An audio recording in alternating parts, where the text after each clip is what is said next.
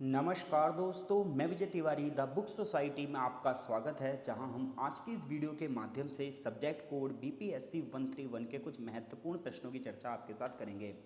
Total इस PDF में 14 question होंगे और आज का जो हमारा पहला प्रश्न है वो प्रश्न ये है कि राजनीतिक सिद्धांत से आप क्या समझते हैं। बहुत इंपॉर्टेंट क्वेश्चन है, मोस्ट रिपीटेड क्वेश्चनों में से एक है कि आखिर पॉलिटिकल थ्योरी से हम क्या समझते हैं। तो देखो, राजनीतिक सिद्धांत राजनीतिक विज्ञान की एक शाखा है। यानी कि जब हम पॉलिटिकल थ्योरी की बात करते हैं तो ये पॉलिटिकल साइंस की एक ब्रांच है जिसमें हम राज्य का अध्ययन करते हैं, सरकार का अध्ययन करते हैं, सत्ता कैसे प्राप्त की जाती है, सत्ता के क्या रूप होते हैं इसका अध्ययन करते हैं, अधिकारों का अध्ययन करते हैं, न्याय का अध्ययन करते हैं, स्वतंत्रता का अध्ययन करते हैं, समानता का अध्ययन करते हैं, लोकतंत्र का अध्ययन करते हैं और नागरिकों की क्या क्या जिम्मेदारी होती हैं, उनके क्या क्या अधिकार होते हैं, इन सब का अध्ययन हम राजनीतिक सिद्धांत में करते हैं। तो राजनीतिक सिद्धांत राजनीतिक विज्ञान की एक शाखा है जिसमें हम राज्य के विभिन्न रूपों का अध्ययन करते हैं, सरकार के विभिन्न रूपों का अध्ययन करते हैं, सत्ता के विभिन्न रूपों का अध्ययन करते हैं, अधिकारों का अध्ययन करते हैं, न्याय, स्वतंत्रता, समानता, लोकतंत्र, नागरिकों की जिम्मेदारी और अधिकारों, इन सब का अध्ययन हम राजनीतिक सिद्धांत के अंतर्गत करते हैं। ये केवल राजनीतिक संस्थाओं का वर्णन नहीं करता बल्कि हमें यह भी बताता है कि राजनीतिक व्यवस्था कैसी होनी चाहिए। यानी कि राजनीतिक सिद्धांत पढ़ने के बाद हमें यह भी पता चलता है कि हमारा पॉलिटिकल सिस्टम कैसा होना चाहिए, पॉलिटिकल सिस्टम के क्या ऑब्जेक्टिव होने चाहिए, क्या उद्देश्य होने चाहिए। ये सब चीज़ें हमें राजनीतिक सिद्धांत पढ़कर पता चलती है। राजनीतिक सिद्धांत बेसिकली दो शब्दों से मिलकर बना है, एक है राजनीतिक और दूसरा है सिद्धांत। जब हम राजनीति की बात करते हैं तो इसका संबंध राज्य से होता है, शासन से होता है, सत्ता से होता है। जबकि हम सिद्धांत की जब हम बात करते हैं तो सिद्धांत का मतलब होता है किसी भी विषय के बारे में सिस्टमेटिक तरीके से और लॉजिकल तरीके से सोचना। तो जब भी हम सिद्धांत की बात करेंगे तो देखो, सिद्धांत जो शब्द है इसे इंग्लिश में थ्योरी बोलते हैं और जो थ्योरी शब्द है वो थ्योरिया से निकला है और थ्योरिया का मतलब होता है चिंतन करना। चिंतन, राजनीति से संबंधित समस्याओं का जब हम चिंतन करते हैं तो वो राजनीतिक सिद्धांत के अंतर्गत आता है। अब राजनीति में आप कौन सी समस्याओं का अध्ययन करोगे? भाई, राजनीति की सबसे बड़ी समस्या तो यही है ना कि शासन का स्वरूप कैसा होना चाहिए, एक अच्छे से अच्छा शासन कैसा होना चाहिए। तो बहुत सारे थिंकर्स रहे हैं जिन्होंने शासन के संबंध में अपने विभिन्न प्रकार के विचार दिए हैं। व्यक्ति को कितने प्रकार के अधिकार होने चाहिए, किस मात्रा में अधिकार मिलने चाहिए, इन सब चीज़ों पर चिंतन किया गया है। तो राजनीतिक सिद्धांत दो शब्दों से मिलकर बनता है, एक राजनीति और एक सिद्धांत। जहाँ राजनीति का संबंध राज्य से है, शासन से है, सत्ता से है। जबकि सिद्धांत, जिसे इंग्लिश में थ्योरी कहते हैं, थ्योरिया वर्ड से लिया गया है और थ्योरिया का मतलब होता है चिंतन मनन करना। तो राजनीति से संबंधित समस्याओं पर जब हम चिंतन मनन करते हैं और फिर उनका अध्ययन करते हैं तो ये राजनीतिक सिद्धांत कहलाता है। प्राचीन काल में राजनीतिक सिद्धांत का जो विकास है वो ग्रीक फिलॉसफी से हुआ है, यानी कि यूनान से हुआ है। इसमें हम प्लेटो, एरिस्टोटल जैसे विचारों का अध्ययन करते हैं। आगे चलकर इसमें धर्म भी प्रभावित रहा। अब मॉडर्न अगर हम देखें तो स्वतंत्रता, समानता, लोकतंत्र जैसे विषयों को भी इसमें समानता मिली। यानी कि राजनीतिक सिद्धांत में हम प्लेटो के विचारों को, अरस्तु के विचारों को, मैकियावेली के विचारों को, जॉन रॉल्स के विचारों को, इमैनुअल कांट के विचारों को, इन सब के विचारों का अध्ययन करते हैं। महात्मा गांधी, नेहरू, लोहिया, इन सब के विचारों का भी अध्ययन करते हैं। राजनीतिक सिद्धांत की बात करें तो समय के साथ इसकी प्रकृति बदलती भी रहती है। आज राजनीतिक सिद्धांत में हम स्वतंत्रता, समानता, लोकतंत्र के विचारों का अध्ययन कर रहे हैं। तो राजनीतिक सिद्धांत का जो मुख्य उद्देश्य है वो राजनीतिक जीवन को समझना है, उसका मूल्यांकन करना है, जितनी भी राजनीतिक संस्थाएं हैं उनकी कार्यप्रणालियों का अध्ययन करना है और ये देखना है कि कौन सी व्यवस्था समाज के लिए सबसे ज़्यादा महत्वपूर्ण है, कौन सी व्यवस्था समाज के लिए सबसे ज़्यादा न्यायपूर्ण है, कौन सी व्यवस्था सबके लिए कल्याणकारी होगी। राजनीतिक सिद्धांत की प्रमुख विशेषताएं निम्नलिखित हैं। सबसे पहली बात तो यह है कि राजनीतिक सिद्धांत हमें व्यवस्थित अध्ययन करवाता है। यह राजनीति से जुड़ी घटनाओं की, राजनीति से जुड़ी संस्थाओं की वैज्ञानिक और व्यवस्थित अध्ययन करवाता है। अगली बात यह है कि ये मूल्य आधारित दृष्टिकोण देता है जिसमें हम न्याय, समानता और स्वतंत्रता पर बल देते हैं। ये राजनीतिक समस्याओं का गहराई से विश्लेषण करता है। राजनीतिक सिद्धांत की सबसे खास बात यह है कि राजनीति से जुड़ी जो समस्याएं हैं, अगर हमें इसका गहराई से विश्लेषण करना है तो हमें राजनीतिक सिद्धांत को अच्छे से पढ़ना ही होगा। यह केवल आदर्शों की चर्चा करता है, यानी कि राजनीतिक सिद्धांत में सिर्फ आदर्श नहीं है कि ऐसा होना चाहिए, वैसा होना चाहिए, हम ऐसे कर दें, हम वैसे कर दें, नहीं। बल्कि राजनीतिक सिद्धांत राजनीतिक परिस्थितियों का अध्ययन करता है कि किस सिचुएशन में क्या चीज़ की जा सकती है इन रियलिस्टिक वे में। इसके अलावा राजनीतिक सिद्धांत मानव कल्याण पर बल देता है क्योंकि इसका उद्देश्य यही है कि मानव समाज के लिए सबसे बेहतर राजनीतिक व्यवस्था कैसे स्थापित की जाए। तो इस प्रकार से हम कह सकते हैं कि राजनीतिक सिद्धांत का महत्व वर्तमान में और भी बहुत ज़्यादा है। जब नागरिक अपने अधिकारों के प्रति आज अवेयर हो रहे हैं, आज नागरिक अपनी जिम्मेदारियों के प्रति अवेयर हो रहे हैं, ऐसे में लोकतंत्र मजबूत जब ही बनेगा जब हर एक व्यक्ति को अपने अधिकार पता होंगे, लेकिन ध्यान रहे अधिकारों के साथ साथ अपनी जिम्मेदारियां भी पता हों। और ये अधिकार, ये जिम्मेदारियां, ये सब चीज़ें हमें राजनीतिक सिद्धांत पढ़कर पता चलती हैं। अतः हम कह सकते हैं राजनीतिक सिद्धांत राजनीतिक विज्ञान का आधार है। यह सिर्फ राजनीतिक संस्थाओं को समझने में मदद नहीं करता, बल्कि यह भी बताता है कि एक न्यायपूर्ण समाज की स्थापना कैसे की जा सकती है। तो मैं आशा करता हूँ अगर क्वेश्चन आया कि राजनीतिक सिद्धांत से आप क्या समझते हो, या राजनीतिक सिद्धांत से जुड़ा हुआ कोई भी क्वेश्चन आया, तो उससे रिलेटेड आप बहुत सारी चीज़ें लिख दोगे। तो चीज़ें समझ में आ रही होंगी तो कमेंट बॉक्स में अपनी प्रतिक्रिया जरूर देना। क्वेश्चन नंबर 2 की ओर चल रहे हैं। क्वेश्चन नंबर 2 हमारा मोस्ट रिपीटेड क्वेश्चन है कि राजनीतिक सिद्धांत के अध्ययन में अनुभवजन्य दृष्टिकोण का मुख्य आधार का वर्णन कीजिए। यानी कि जब हम राजनीतिक सिद्धांत का अध्ययन करते हैं तो उसमें बहुत सारे दृष्टिकोण हैं। उन्हीं दृष्टिकोणों में एक दृष्टिकोण है अनुभवजन्य दृष्टिकोण, और क्वेश्चन हमसे यही पूछ रहा है कि जो अनुभवजन्य दृष्टिकोण है इसका मुख्य आधार क्या है। तो देखो, पहली बात तो ये है जो कि ये दृष्टिकोण है, यानी कि अनुभवजन्य जो दृष्टिकोण है, इस दृष्टिकोण का विकास 20वीं सेंचुरी में हुआ था। यह दृष्टिकोण हमें राजनीतिक घटनाओं का अध्ययन करवाता है और राजनीतिक व्यवहार का अध्ययन करवाता है। इस दृष्टिकोण की सबसे खास बात यह है कि जब हम इसमें राजनीति से जुड़ी घटनाओं का अध्ययन करते हैं तो यह अध्ययन फैक्ट बेस होता है, यानी कि रियलिटी में उसके पीछे क्या क्या फैक्ट हैं, अनुभवों के आधार पर होता है और प्रमाणों के आधार पर करता है। यानी कि राजनीतिक सिद्धांत का जो अनुभवजन्य दृष्टिकोण है ये राजनीतिक घटनाओं का अध्ययन, राजनीतिक व्यवहारों का अध्ययन वास्तविक तथ्यों से करता है। क्या अनुभव किया है लोगों ने उसके आधार पर करता है, एविडेंस क्या मिले हैं, प्रमाण क्या मिले हैं, उसके आधार पर ये अध्ययन करता है। तो राजनीतिक सिद्धांत का जो अनुभवजन्य दृष्टिकोण है इसका विकास कब हुआ? 20वीं सेंचुरी में हुआ। यह दृष्टिकोण राजनीतिक घटनाओं और व्यवहारों का अध्ययन किस आधार पर करता है? तो ये अध्ययन जो है वास्तविक तथ्यों के आधार पर करता है। तथ्य मतलब होता है फैक्ट्स के बेस पे करता है, हवा में तीर नहीं चलाता ये दृष्टिकोण। ये अनुभवों के आधार पर, यानी कि लोग क्या फील कर रहे हैं, रियलिटी में क्या चीज़ें ग्राउंड लेवल पर चल रही हैं, और ये प्रमाण इकट्ठे करता है। अनुभवजन्य दृष्टिकोण का मुख्य उद्देश्य ये है कि राजनीति को वैज्ञानिक रूप से समझा जाए। तो दो चीज़ें होती हैं हमेशा, एक साइंटिफिक होती हैं और एक हवाबाजी में चीज़ें होती हैं। तो ये सिर्फ साइंटिफिक मेथड से चीज़ों को समझता है। अनुभवजन्य दृष्टिकोण के जो मुख्य आधार हैं, सबसे पहला आधार है जो हमसे क्वेश्चन पूछा गया है, वो सबसे पहला आधार है तथ्यपरकता। यानी कि अनुभवजन्य दृष्टिकोण में सबसे पहले हम क्या करेंगे, घटना से संबंधित फैक्ट इकट्ठे करेंगे और हम ये देखेंगे वो फैक्ट, फिर उनका चेक करेंगे, फैक्ट चेक कि वो फैक्ट कहाँ तक सही हैं। तो यह दृष्टिकोण राजनीतिक अध्ययन को तथ्यों के आधार पर, प्रमाणों के आधार पर मानता है।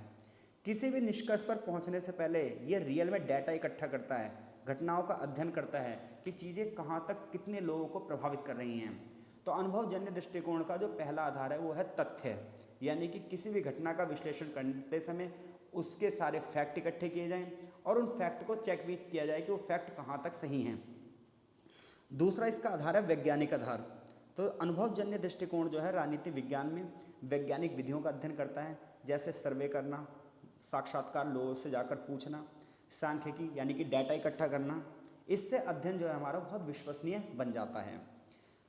इसके अलावा इसमें हम राजनीतिक व्यवहार का अध्ययन करते हैं कि राजनीतिक संस्थाओं से जो व्यक्ति हैं वो किस प्रकार से खुश हैं या फिर कितने प्रकार के से दुखी हैं, क्या क्या चीज़ें होनी चाहिए, क्या क्या चीज़ें नहीं होनी चाहिए। इसमें वस्तुनिष्ठता यानी कि ऑब्जेक्टिविटी होती है। इस दृष्टिकोण में जो रिसर्चर होते हैं, यानी कि जो लोग रिसर्च करते हैं, वो अपने व्यक्तिगत विचारों से दूर रहकर निष्पक्ष अध्ययन करने का प्रयास करते हैं, क्योंकि हर एक व्यक्ति का अपना निजी विचार होता है कि कुछ चीज़ों को वो किसी तरीके से देखता है।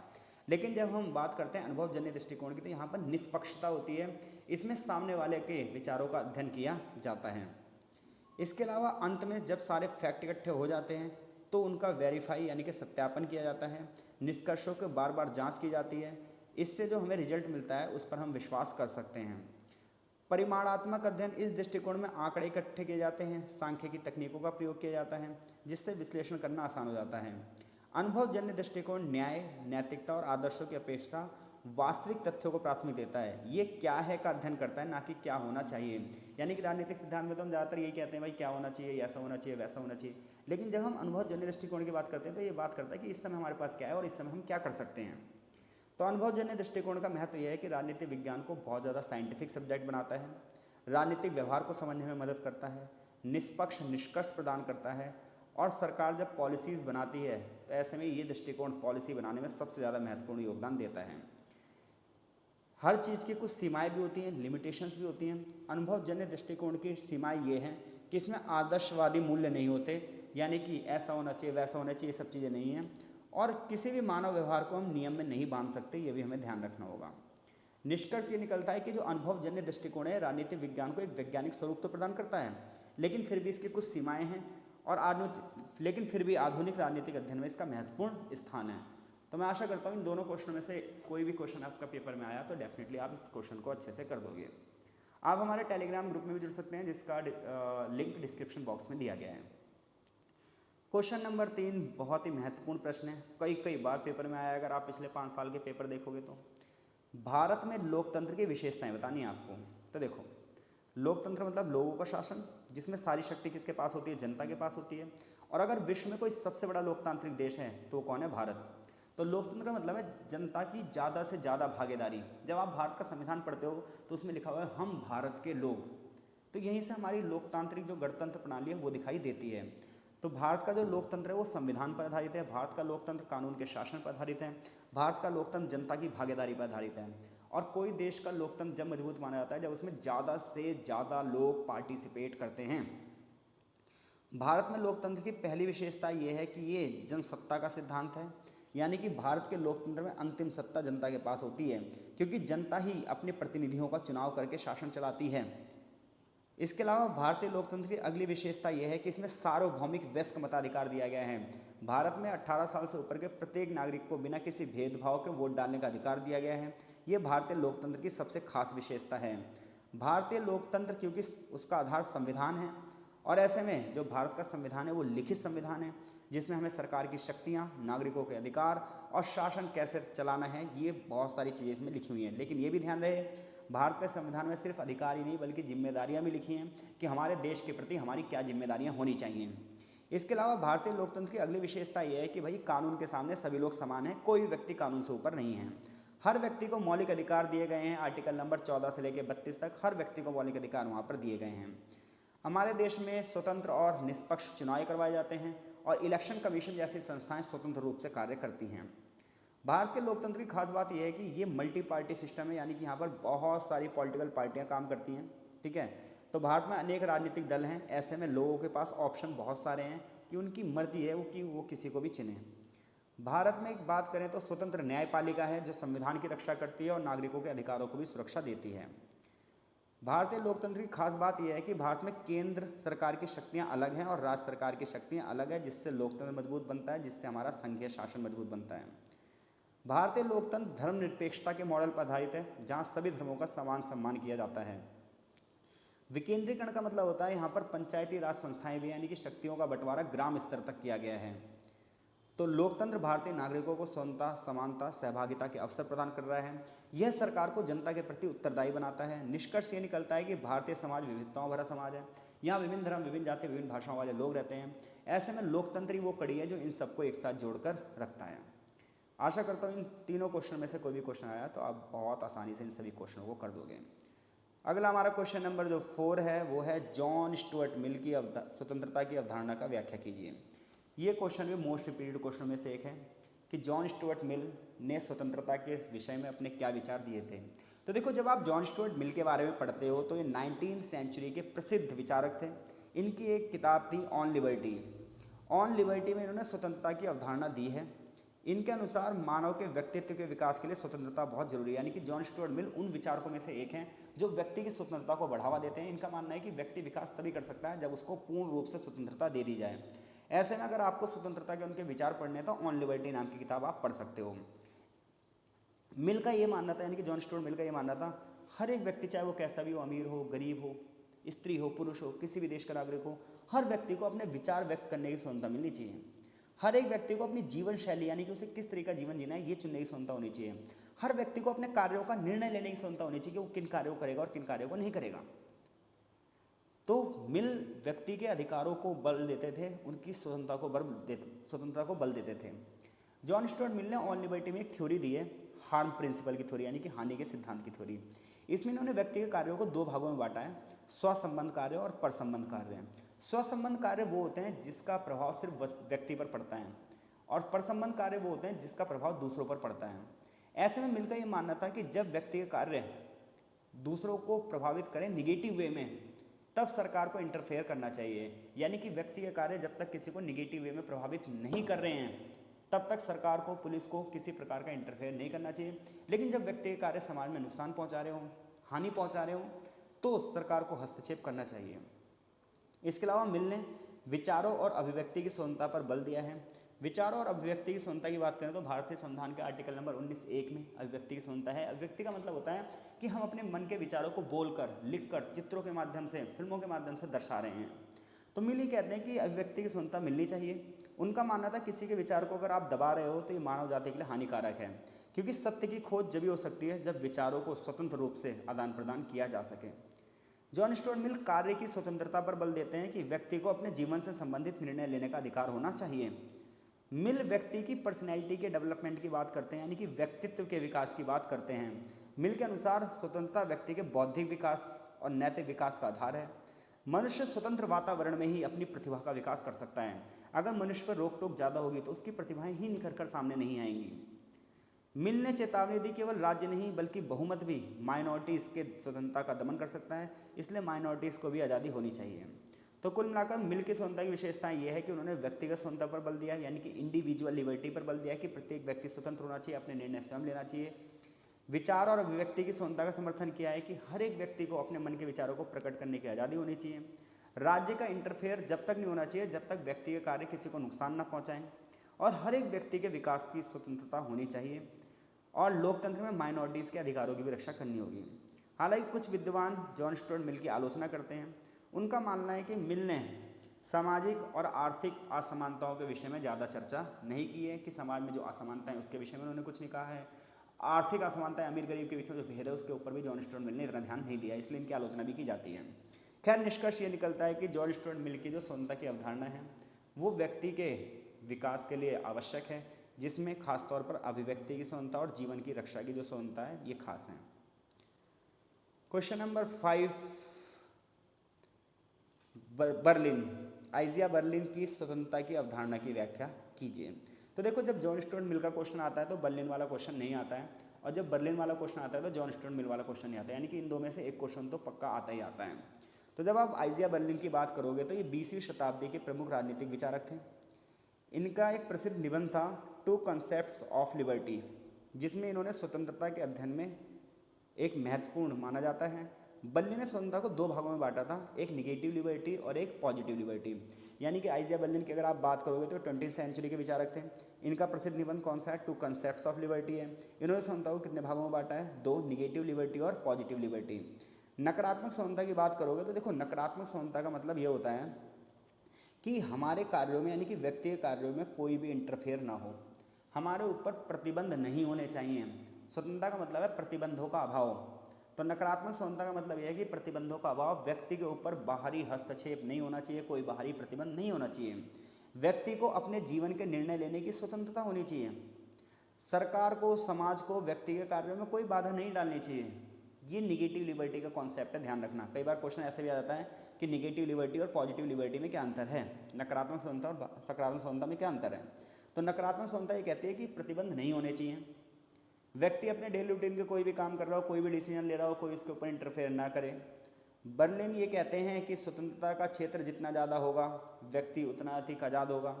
यदि किसी व्यक्ति को अपनी पसंद का व्यापार चुनना है, अपना विचार करना है, अपना जीवन जीना है, तो नकारात्मक रूप से स्वतंत्र है, वो जो मर्जी वो करें।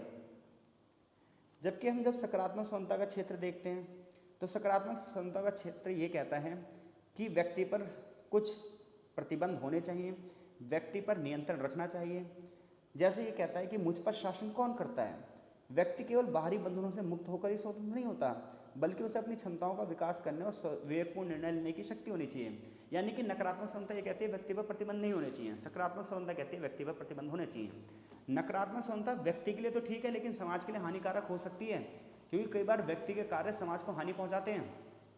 लेकिन सकारात्मक स्वतंत्रता व्यक्ति के लिए थोड़ा नुकसानदेह हो सकती है, क्योंकि ये व्यक्ति पर प्रतिबंध लगाती है, लेकिन ये शांतिपूर्ण समाज के लिए आवश्यक है। तो सकारात्मक दृष्टिकोण में शिक्षा, अवसर और सामाजिक परिस्थितियां महत्वपूर्ण भूमिका निभाती हैं। तो बर्लिन का दृष्टिकोण जो था, बर्लिन ने नकारात्मक स्वतंत्रता को ज़्यादा महत्व दिया है। उनका मानना है कि कई बार सकारात्मक स्वतंत्रता के चक्कर में राज्य लोगों पर अपनी इच्छाएं थोपता है और कई बार राज्य तानाशाही हो जाता है, इसलिए व्यक्ति को उचित प्रकार की स्वतंत्रता देनी चाहिए। कुल मिलाकर यह है कि बर्लिन की स्वतंत्रता का जो विचार है उसका महत्व ये है कि ये व्यक्तिगत अधिकारों की रक्षा कर रही हैं, यानी कि कर रहे हैं। पर्सनल यानी कि इंडिविजुअल लिबर्टी की तरफ ध्यान है। लोकतांत्रिक मूल्यों को मजबूत बनाया जा रहा है। राज्य की शक्ति को सीमित करने की बात की जा रही है और मानव के सम्मान को बढ़ावा देने की बात की जा रही है। तो कुल मिलाकर नकारात्मक स्वतंत्रता क्या है? इसमें व्यक्ति पर प्रतिबंध नहीं होते हैं। ये व्यक्ति के विकास के लिए आवश्यक है, ये व्यक्ति की स्वतंत्रता के लिए आवश्यक है, ये व्यक्ति के सार्वभौमिक विकास के लिए आवश्यक है और इसमें व्यक्ति का क्षेत्र जो है वो क्या होता है, उल्लंघनीय होता है। वो अपने विचारों को वो कुछ भी कर सकता है अपने जीवन की रक्षा के लिए, लेकिन कई बार ये समाज के लिए हानिकारक हो सकता है। सकारात्मक स्वतंत्रता का जो क्षेत्र है इसमें क्या है, व्यक्ति के ऊपर कुछ प्रतिबंध होते हैं लेकिन वो समाज के लिए ज़रूरी हैं। ये जो प्रतिबंध होते हैं लॉजिकल होते हैं, लेकिन बर्लिन का ये मानना है कई बार प्रतिबंध सरकार इस तरीके से लगा देती है जिससे व्यक्ति का विकास पूरी तरीके से रुक जाता है। तो इस प्रकार से जो बर्लिन है वो नकारात्मक स्वतंत्रता का पक्षधर है। क्वेश्चन नंबर जो 6 है आज का हमारा ये लास्ट क्वेश्चन होगा कि राजनीतिक सिद्धांत में परिवार और राज्य संबंधों पर नारीवादी दृष्टिकोण की व्याख्या कीजिए। तो देखो भाई, नारीवादी इसे इंग्लिश में फेमिनिज्म भी बोलते हैं। फेमिनिज्म एक ऐसी विचारधारा है जो महिलाओं और पुरुषों के बीच समानता पर बल देती है। ये सब आपको पता है कि जब हम फेमिनिज्म की बात करेंगे तो फेमिनिस्ट वो व्यक्ति होता है जो महिलाओं को पुरुषों के बराबर अधिकारों को देने की बात करता है। नारीवादी विचारकों ने राजनीतिक सिद्धांत में परिवार और राज्य के संबंधों के विश्लेषण पर बल दिया है। उनका मानना यह है कि महिलाओं के प्रति जो असमानता है वो परिवार से ही शुरू होती है। यानी कि जितने भी नारीवादी हैं उनका मानना ये है कि महिलाओं की स्थिति आज दयनीय इसलिए है, महिलाओं को पुरुषों के बराबर हक इसलिए नहीं मिला है क्योंकि उनके साथ जो भेदभाव शुरू होना होता है वो परिवार से ही शुरू हो जाता है। जैसे परिवार में और पितृसत्ता। तो देखो, पितृसत्ता का मतलब ये है, जितने भी नारीवादी विचारक होंगे ना, जितने भी फेमिनिस्ट होंगे, उनका पता क्या मानना होगा? उनका मानना ये होगा कि महिलाओं के साथ जो भेदभाव हो रहा है उसका एक कारण है पितृसत्तात्मक समाज। पितृसत्ता का मतलब यह है कि पिता के बाद सारी संपत्ति पुरुषों को मिल रही है, पुरुष प्रधान समाज है हमारा। ऐसे में सारे अधिकार पुरुषों को जब मिल रहे हैं तो महिलाओं की अनदेखी की जा रही है। परिवार में पुरुषों को प्रमुख स्थान दिया जा रहा है, महिलाओं को घरेलू भूमिका निभाने के लिए कह देते हैं, बच्चों की देखभाल करने के लिए कह देते हैं, जिसकी वजह से महिलाओं का शोषण होता है। तो पितृसत्तात्मक समाज की व्यवस्था में पुरुष को प्रमुख स्थान दिया जाता है, सारी संपत्ति का मालिकाना हक पुरुष को दे दिया जाता है। स्त्रियों को घरेलू कार्यों में रख दिया जाता है, जिसकी वजह से स्त्रियों की स्थिति द्वयम दर्जों की हो जाती है। इस व्यवस्था की वजह से महिलाएं आर्थिक रूप से क्या हो जाती हैं, किसी और के ऊपर डिपेंड हो जाती हैं, क्योंकि उन्हें जो काम करते हैं उसके पैसे नहीं मिलते। ऐसा फेमिनिस्ट का कहना है। ये तो बात होगी परिवार की। अब राज्य की भूमिका देखो, नारीवादी कहते हैं सरकार भी कई बार ऐसे कानून बनाती है, ऐसी पॉलिसीज बनाती है जिससे पुरुषों को बढ़ावा मिलता है, महिलाओं के अधिकारों की रक्षा नहीं होती है।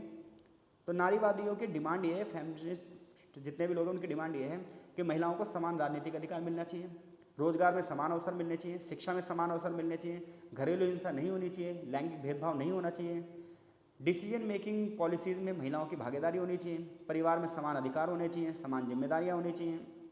तो उदारवादी नारीवाद समान अधिकारों पर बल देता है, महिलाओं के शोषण को ख़त्म करने की बात करता है, इसके अलावा दासता को ख़त्म करने की बात करता है और वर्तमान में राजनीतिक अधिकारों में 50% रिजर्वेशन की बात भी करता है। तो नारीवादी में कुल मिलाकर आपको ध्यान रखना, महिलाओं के अधिकारों की बात करनी है, चाहे वो सामाजिक अधिकार हो, राजनीतिक अधिकार हो, सांस्कृतिक अधिकार हो, सभी अधिकारों में बराबरी लेकर आनी है। इससे रिलेटेड आपको क्वेश्चन करने हैं। जैसे कि इस पीडीएफ में टोटल 14 क्वेश्चन हैं, तो चलो एक क्वेश्चन और पढ़ लेते हैं ताकि 7 क्वेश्चन इस पार्ट में हो जाए और 7 क्वेश्चन पार्ट नंबर 2 में करेंगे हम। तो ये क्वेश्चन भी थोड़ा सा नारीवादियों से रिलेटेड है, इसलिए हम इसको यहाँ पर कर रहे हैं कि राज्य में लैंगिक असमानताओं की व्याख्या कीजिए, यानी कि जेंडर इनइक्वालिटी। तो जेंडर इनइक्वालिटी का मतलब यह है कि महिलाओं और पुरुषों के बीच जो अधिकारों में असमानता है, अवसरों में असमानता है, संसाधनों में असमानता है, सामाजिक प्रतिष्ठा में असमानता है, ये सब जेंडर इनइक्वालिटी है। बट ये भी ध्यान रखना, अब आज के टाइम पर स्त्री और पुरुष के बीच में ही नहीं बल्कि और भी बहुत सारी कम्युनिटीज़ हैं जिनको जेंडर इनइक्वालिटी में रखा जाता है। सबसे पहले हम राजनीतिक असमानता की बात करेंगे। हालांकि महिलाओं और पुरुषों दोनों को मतदान लड़ने का अधिकार है, मतदान करने का अधिकार और चुनाव लड़ने का अधिकार है, लेकिन फिर भी अगर आप पार्टिसिपेशन रेट देखोगे तो पुरुषों को ज़्यादा है और महिलाओं का परसेंटेज बहुत कम है।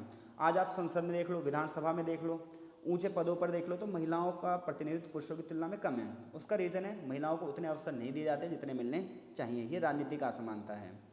आर्थिक असमानता यह है कि महिलाओं को बहुत सारे कार्य ऐसे दिए जाते हैं जिसके लिए उन्हें कई बार वेतन नहीं मिलता। घरेलू कार्यों का कोई आर्थिक मूल्य नहीं है, जबकि महिलाएं परिवार और समाज के लिए महत्वपूर्ण योगदान दे रही हैं।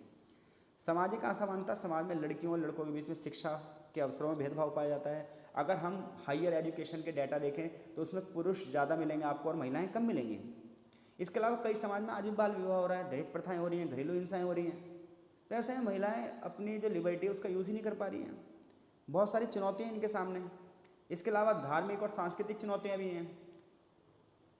हालांकि बहुत सारे कानून बने हैं महिलाओं की सुरक्षा के लिए, लेकिन ये कानून सिर्फ अब तक कागजों में रह गए हैं, क्योंकि जब तक लोग अपनी पार्टिसिपेशन नहीं करेंगे, लोग अपनी जिम्मेदारी नहीं समझेंगे, तब तक चीज़ें कैसे होंगी, क्योंकि कानून घर में आके तो चीज़ें नहीं करवाएगा भाई। तो लैंगिक असमानता के कारण क्या है? पितृसत्तात्मक समाज है हमारा, रूढ़िवादी परंपराएं हैं, शिक्षा की कमी है लोगों में, आर्थिक डिपेंडेंसी बहुत ज़्यादा है, अवेयरनेस नहीं है लोग बाग, पुरुष प्रधान समाज है हमारा। समाधान इसका यह है कि जब तक भाई आप परिवार को शिक्षित नहीं करोगे, जब तक राजनीतिक प्रतिनिधित्व नहीं पड़ेगा, तब तक कुछ नहीं हो सकता। जब तक प्रत्येक व्यक्ति अपनी जिम्मेदारी सुनिश्चित नहीं करेगा, चाहे हम कितने भी कानून बना लें, कितनी किताबें लिख लें, कितनी चीज़ें मोटिवेशनल स्पीच हो जाए, कुछ चीज़ें नहीं हो सकती जब तक लोग बाग खुद इन सब चीज़ों के प्रति अपनी जिम्मेदारी नहीं निभाएंगे तब तक। निष्कर्ष ये निकलता है कि लैंगिक असमानता लोकतंत्र के मार्ग में सबसे बड़ी बाधा है, क्योंकि लोकतंत्र का मतलब यह है कि सभी लोगों की समान भागीदारी हो, लेकिन यहाँ पर लैंगिक असमानता की वजह से महिलाओं की भागीदारी रुक जा रही है। परिणाम ये है कि सभी लोगों को समान अवसर नहीं मिल रहे हैं। आशा करता हूँ इन क्वेश्चनों में से कोई भी क्वेश्चन आया तो कर दोगे। इसके बाद के जो 7 क्वेश्चन है वो भाग 2 में हम चर्चा करेंगे। तब तक के लिए आपका बहुत बहुत धन्यवाद।